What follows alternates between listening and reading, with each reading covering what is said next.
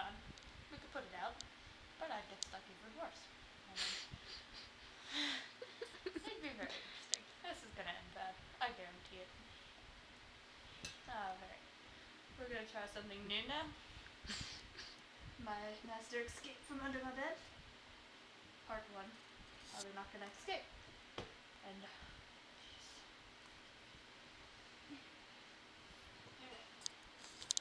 we're getting somewhere.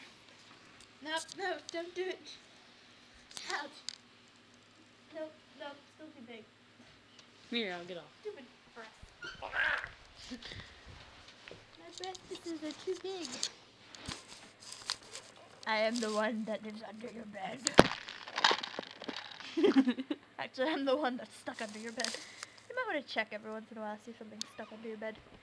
Here, good idea. Hey, I'm getting somewhere. No, don't lift it up. Leave it. No, put it down. Just gently. Don't crush me.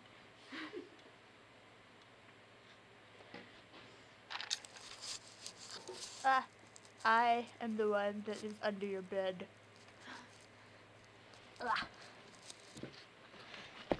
Take the camera.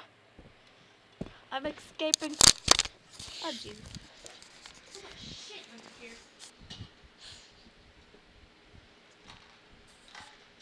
Well, that was a lot harder than it could have been. Oh, ow.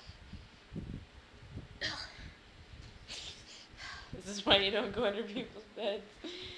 Especially your own. You got stuff throughout your hair. Whoa! I made it. Oh, Jesus Christ, what is in my hair? Yes! I made it.